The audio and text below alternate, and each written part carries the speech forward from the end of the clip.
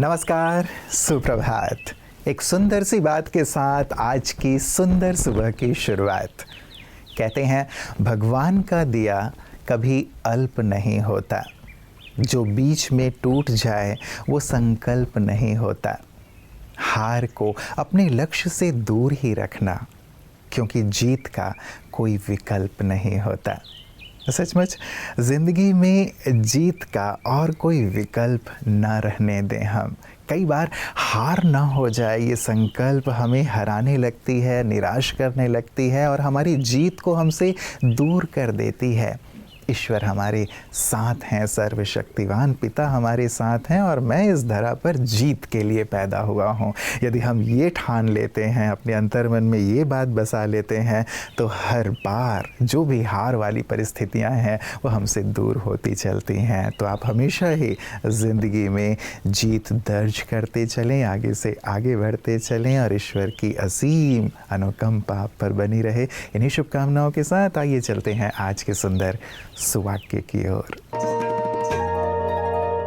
ज्ञान आपको शक्ति देगा, लेकिन चरित्र आपको सम्मान देगा। Bruce Lee. मित्रों, हमारे पूर्वजों और शास्त्रों ने हमेशा ज्ञान से अधिक चरित्र के महत्व को बताया है।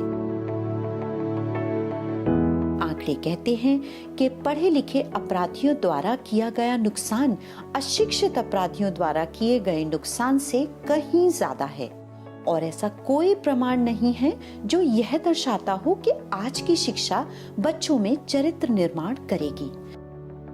अच्छा चरित्र एक मजबूत निर्णय का परिणाम है। चाहे कुछ भी हो जाए, मैं प्रलोभनों के आगे नहीं झुकूंगा। यह महसूस करना है कि मैं सभी सच्चे गुणों वाली आत्मा हूँ और मैं परमात्मा की संतान हूँ। यह हमारे चरित्र को चमकाने का सबसे अच्छा तरीका है। मित्रों, कहते हैं कि यदि मंजिल तक पहुंचना है तो राह में आने वाले कांटों से घबराना नहीं, क्योंकि कांटे ही तो हैं जो हमारी रफ्तार को तेज़ कर देते हैं। सच में जीवन में कठिनाइयां और बाधाएं तो आती रहती हैं, लेकिन ज़िंदगी आगे बढ़ने का नाम है। ज़िंदगी ठहराव का नाम नहीं है, बल्कि बहाव का नाम है। इसीलिए हम भी निराश होकर के कतई न बैठें। विपदाएं, विपत्तियां जो भी हैं उन्हें अवसर में तब्दील करें और कैसे वहाँ से बाहर निकला जा सकता है उस पर विचार करें। जो आशा की किरण है उसकी ओर हमारी नज़र रहे तो कोई भी चीज़ हमें रोक नहीं सकती। कई बार शारीरिक रूप से भी व्याधियां आ जाती हैं जो हमें रोकने लगती हैं, लक्ष्य की ओर बढ़ने नहीं देती हैं। और यही कारण है कि प्रतिदिन हम आपके लिए आपकी सेहत आपके हाथ लेकर आते हैं, जिसमें कुछ सुंदर जानकारियां होती हैं ताकि आप शारीरिक रूप से संपूर्ण स्वस्थ रहें और तीव्रता से अपने ध्येय की ओर, मंजिल की ओर बढ़ें। ओम शांति। हम पेरीमेनोपॉजल वुमेन यानी 40 के जो पार हो चुकी हैं उन बहनों के बारे में बात कर रहे थे। ये एक ऐसा दौर होता है जब आपके घर में कोई ऐसे बुज़ुर्ग भी हो रहे होते हैं जिनकी संभाल आपको करनी होती है। यही एक ऐसा समय है कि आपके बच्चे भी कैरियर के उस पड़ाव में होते हैं जहां आपकी ज़रूरत उन्हें पहले से ज़्यादा होती है। आप अपने वर्क प्लेस में भी पूरे पीक पर अपने कैरियर में होते हैं, बहुत सारी चीज़ें हो रही होती हैं, उसकी भी रिस्पॉन्सिबिलिटी आपको लेनी है। लेकिन इसी समय आपके शरीर में एस्ट्रोजन हार्मोन का स्तर भी कम होने लगता है और ये हॉट फ्लैशेस होने लगता है। तो सबसे पहले तो ट्रिगर को पहचानिए। कोई एंजाइटी या कोई स्ट्रेस आपको हुआ तो ट्रिगर को पहचान करके आप अपने आप को उस ट्रिगर से बचने का प्रयास कीजिए। Try to avoid that trigger. दूसरा, जब हॉट फ्लैशेस स्टार्ट हो गया, मान लीजिए आप अपने वर्क प्लेस पर हैं और अचानक से आपको इस गर्माहट की अनुभव होने लगा, तो आप सबसे पहले यदि एक जगह पर बैठ सकती हैं, ठंडी जगह पर आप आ जाएं और पेस्ट रेस्पिरेशन जिसे हम कहते हैं, जैसे आपको एग्जाम्पल देते हैं, एक गहरी लंबी श्वास लीजिए।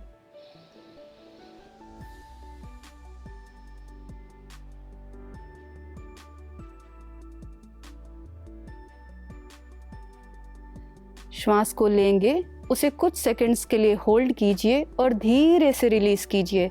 आप 1 से 7 के काउंटिंग तक इस स्लो पेस रेस्पिरेशन है, स्लो और डीप ब्रीदिंग इसे कहते हैं। ऐसा बहुत सारा रिसर्च है जो ये बताता है कि हॉट फ्लैशेस के लिए जो प्रूवन ट्रीटमेंट है वो यही है।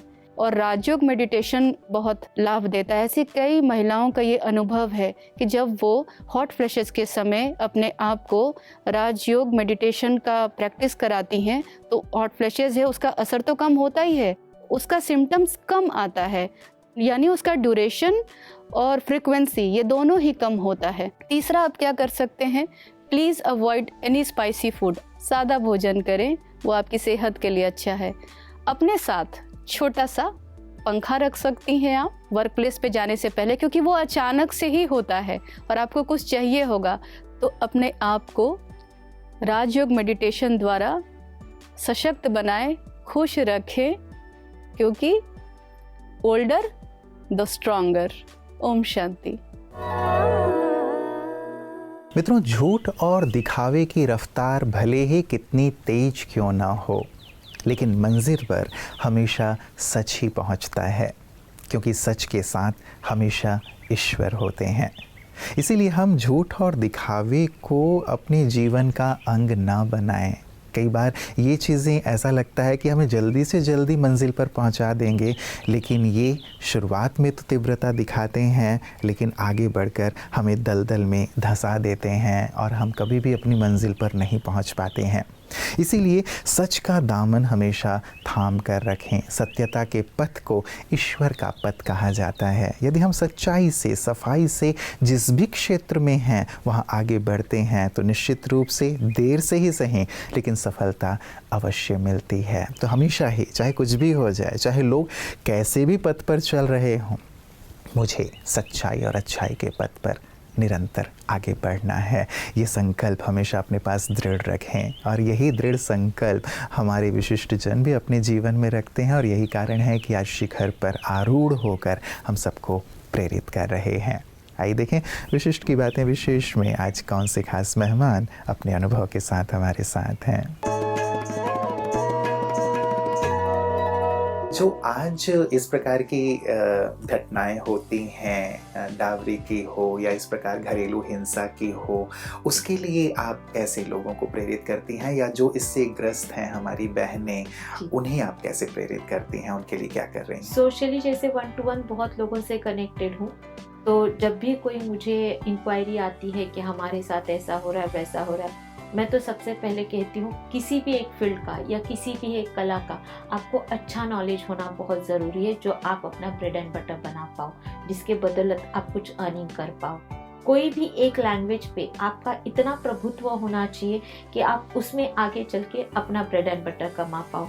चाहे आप पढ़ाई में कम भी होंगे तो एक कला होनी चाहिए जो आप प्रस्तुत करो और जिसके ऊपर से आप अपना काम भी चला पाओ, ताकि आप कहीं अड़े नहीं। स्पेशली लड़कियों के लिए मैं कहना चाहती हूँ, गृहस्थी बहुत इम्पॉर्टेंट है। मेरा घर टूटा है, फिर भी I strongly believe in family backgrounds. वो वैल्यूज़ को मैं बहुत समझती हूँ और मानती भी हूँ। तो फैमिली टिके रहने के लिए आपस में झगड़े कम होने चाहिए, बट जब महिलाओं पे होती है तो नो, नहीं होगा, स्टॉप कीजिए, रुक जाइए, ये कहने के वर्ड्स जो है ना वो आने चाहिए। वहाँ महिला संकुचित हो जाती है, बैक स्टेप ले लेती है, वो आना चाहिए। और उनको जैसे बचपन से हमको सिखाते हैं, आप लड़की हो, आप पराया धन हो, तो मम्मी पापा आपके घर के आपको नहीं मानते, आपको बचपन से ये माइंड में डाल के रखा रहता है पराया धन है, एक दिन शादी करके जाएगी। जिस घर में जाते हैं वो आपको बताते हैं आप तो बाहर से आए हुए हो, आप हमारी फैमिली की नहीं हो। चाहे आपने यहाँ 20-22 साल पेरेंट्स के साथ निकाले, वहाँ हम 40, 45, 50 साल की उम्र तक हम वहाँ रहते, तो आगे के पूरा लाइफ हम ज़्यादा उनको देते हैं, डबल।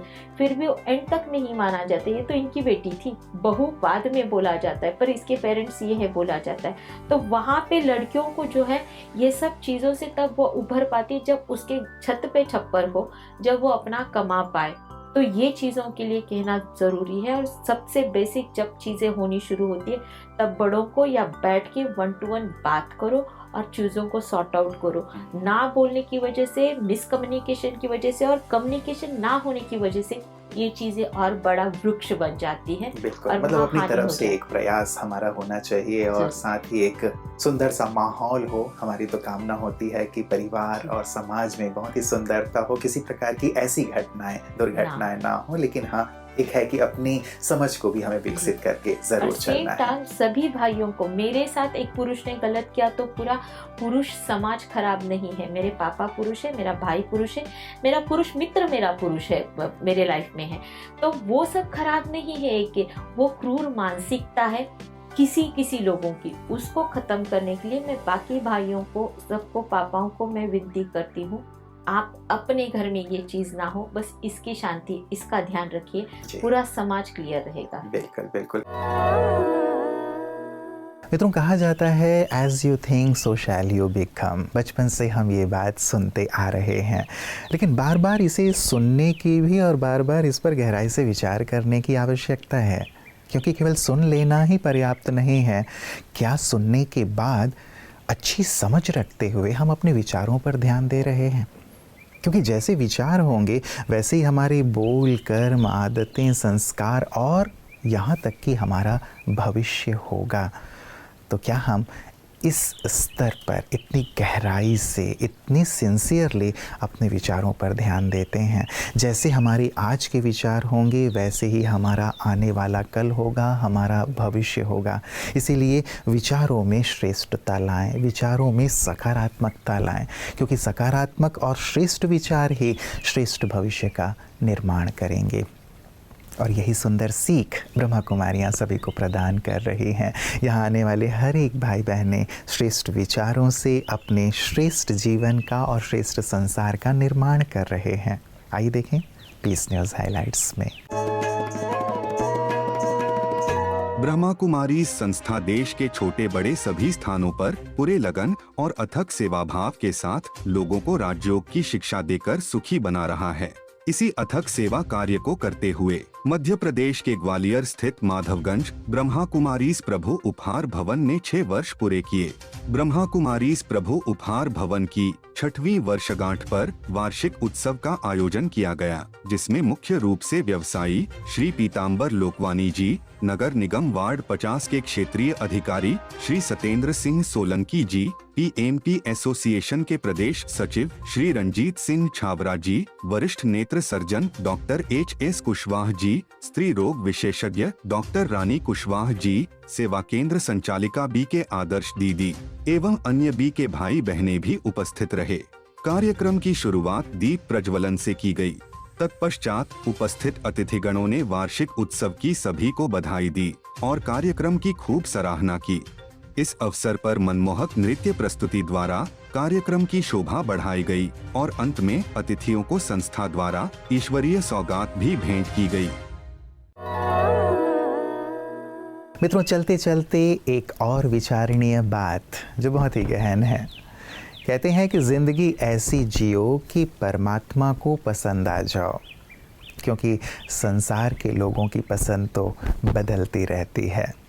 हमारी कोशिश रहती है कि हम संसार वालों की पसंद के बने, लेकिन उनकी पसंदगी बदलती रहती है और उसके अनुसार हमारा मूड, हमारा जीवन भी बदलता रहता है।